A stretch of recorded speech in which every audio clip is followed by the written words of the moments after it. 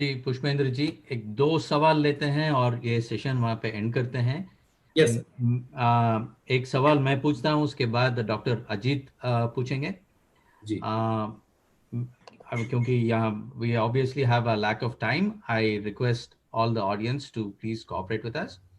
So the question we have from Dr. Nishit Chosky is, our Swamis mutts have failed to awaken Hindus, have failed to provide educational and medical facilities unlike the Christians. How can we change that? How can we have our religious heads um, participate more and provide uh, religious hospital, religious Medicare, religious income, and make sure the downtrodden are uplifted? मैं आपको एक ऐसी बात बता रहा हूं,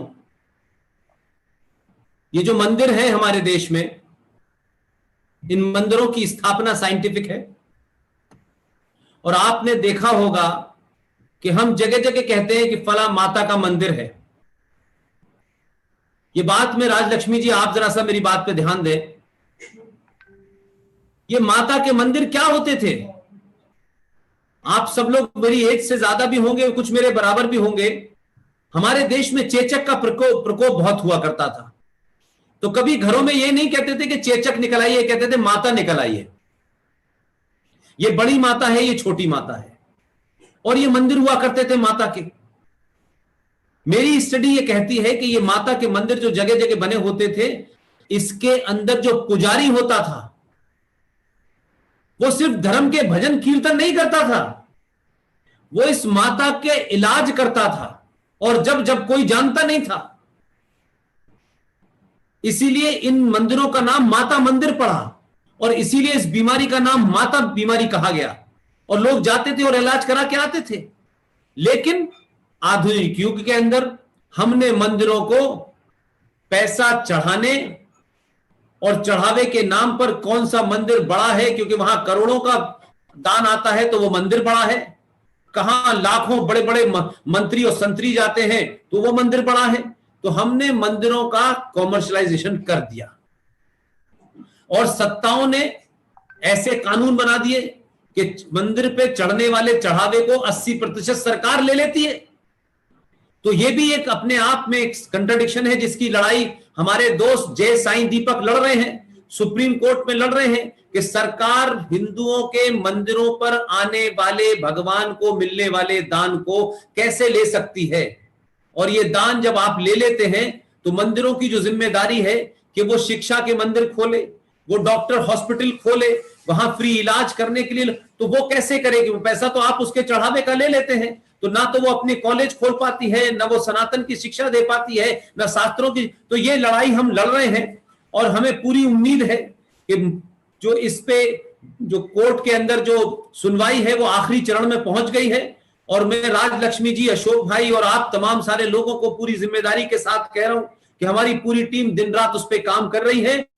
हम 100% इस लड़ाई को जीतने वाले हैं, और मंदिरों पे चढ़ने वाले चढ़ावे का इंतजाम मंदिर करेगा। और हम उसमें राइडर लगाने वाले हैं कि मंदिरों पे आने वाले चढ़ावे से आपको, गरीब हो, पिछड़ा हो, दलित हो, जो भी गरीब हो, वो ब्राह्मण का बच्चा भी गरीब हो, वो ठाकुर का बच्चा भी गरीब हो, उनको स्कॉलरशिप देना है।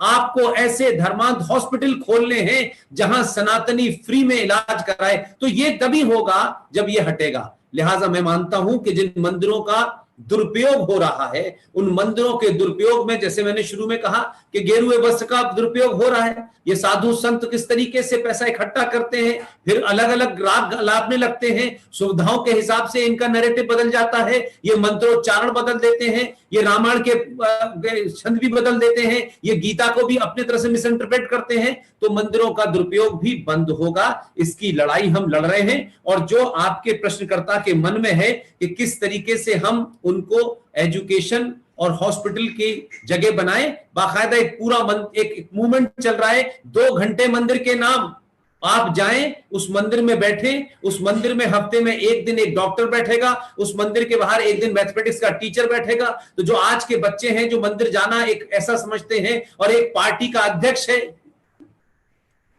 जो महामूर्ख है वो मंदिर जाने को कहता था कि मंदिर वही लोग जाते हैं जो बेवकूफ होते हैं।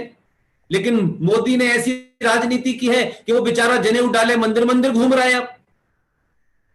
तो ऐसे भी लोग हैं कि जो मंदिर के बारे में ही सोचते थे।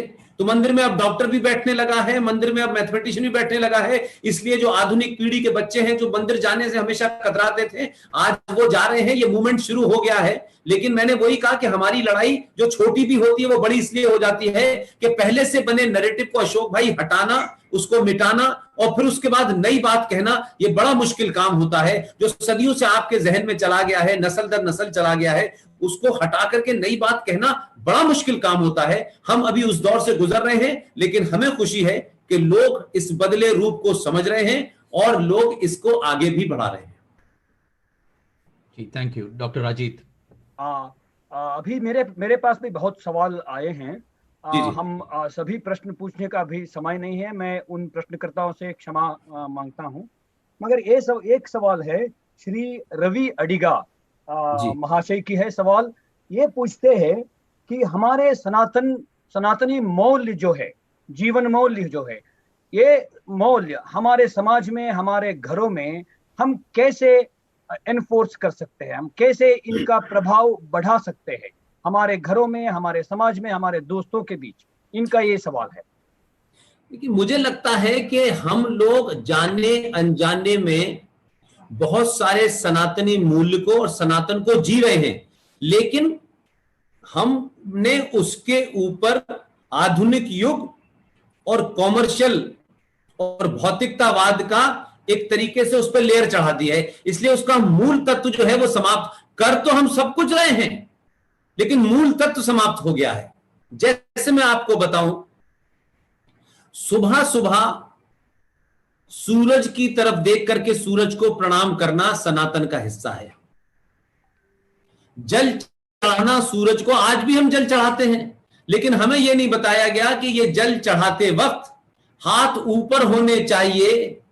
तांबे के लोटे का पानी जो रात में आपने रखा है उसे ऊपर हाथ करके गिराना है, आंखें खोल के रखना है और सूरज की तरफ देखना है। तो जो पानी गिरेगा और सूरज की किरण जब उसमें से निकल के आपकी आंखों पे जाएगी तो आपकी आंखों की रोशनी तेज रहेगी, आंखों की बीमारी नहीं होगी। ये हमने नहीं बताया उसे। तो अब हम लोटा चढ़ाते हैं, आंख बंद कर लेते हैं, सूरज की तरफ देखते नहीं।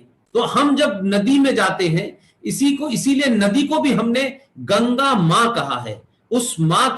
उस नदी में जब आप जाते हैं तो आपको ध्यान होगा कि जब भी कोई हिंदू खासतौर से जब नदी में जाता है तो पहले हाथ से पानी लेकर के अपने ऊपर छिड़कता है और फिर उस नदी में पैर रखता है। कोई बगैर नदी के पानी अपने छिड़के बगैर पैर नदी में नहीं डालता है। ये उस मां के प्रति आपका अनादर है।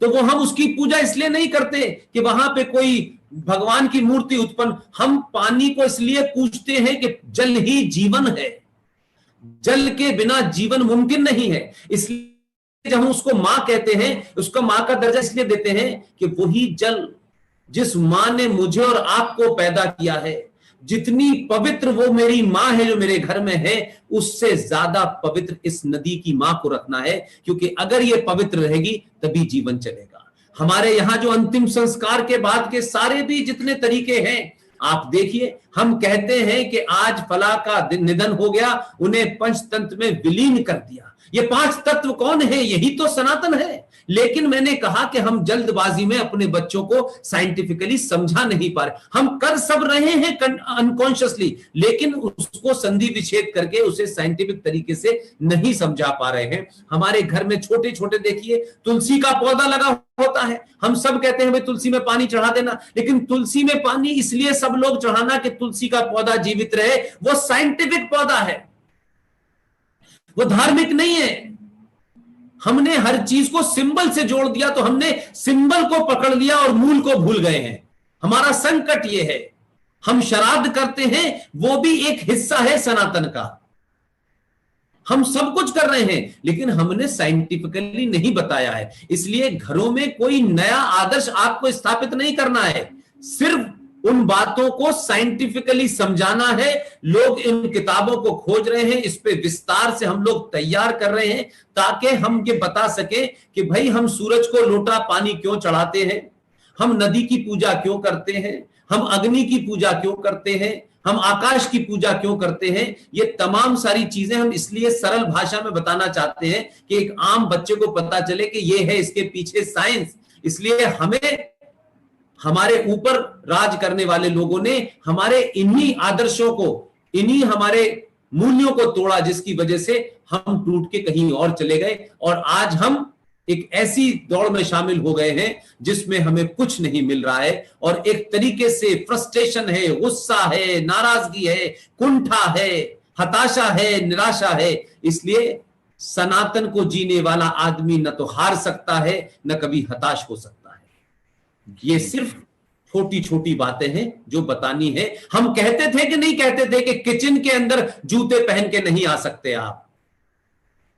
आप खाना खाने से पहले हाथ धोते हैं कि नहीं धोते हैं? खाने का पहला कौर सारे खाने से मिला के आप कहते हैं ये हम भोग चढ़ाते हैं, हम उसके प्रति अपना कृतज्ञता प्रकट करते हैं, थैंक्स करते हैं जिसने हमें 2 वक्त का भोजन दिया है। और वही कौर आप बाहर रख देते हैं जिससे चींटी भी जो है, उस चींटी का भी महत्व है, उसके लिए भी खाना देते हैं। उस कीड़े का भी जिसको पैदा ऊपर वाले ने किया है उसका भी महत्व है। लिहाजा हमारे यहां हिंसा तो कहीं थी ही नहीं। हमको झूठ और मक्कारी के साथ कहा अहिंसा का मतलब ये है और अहिंसा से हमने आजादी ली है। अहिंसा वो नहीं है। अहिंसा अपने प्रति और दूसरे के प्रति ऐसा भाव जिससे दूसरे को तकलीफ हो। लेकिन हमारे शास्त्रों में एक भगवान हुए हैं, भगवान परशुराम। भगवान परशुराम ने क्या कहा है? भगवान परशुराम ने कहा है कि अगर दुश्मन तुम्हारे सामने आ गया है और उस दुश्मन के मन के अंदर का भाव है कि वो तुम्हें समाप्त कर दे, अगर उसके भाव को तुम ये समझ जाओ कि तुम्हारे ऊपर ये हमला करने वाला है, तो तुम्हें उसकी धड़ से गर्दन अलग करने का अधिकार है। अब इसको कहेंगे कि यह अहिंसा नहीं है। अगर हम ये नहीं करेंगे तो वो आपकी हत्या कर देगा। आपकी हत्या ना हो इसलिए उससे पहले उसकी गर्दन, ये भी है। लेकिन वो समाज, हर भगवान के हाथ में एक तलवार है, हर भगवान के हाथ में एक तलवार के अलावा एक शस्त्र है, लेकिन हम ना शास्त्र पढ़ते हैं ना शस्त्रों का इस्तेमाल करते हैं।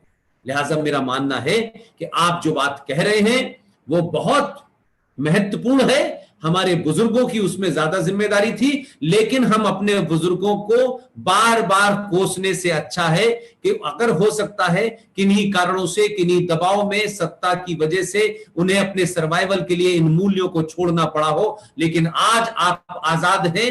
अमेरिका में हैं, इंग्लैंड में हैं, ऑस्ट्रेलिया में हैं, नीदरलैंड में है, जर्मन में है, फ्रांस में है। आपको पूरी खुली छूट है कि आप अपने आदर्शों को स्थापित करें और यही मूल स्थापित हो रहे हैं। इसीलिए मैं कहता हूं धर्म और मजहब में फर्क है।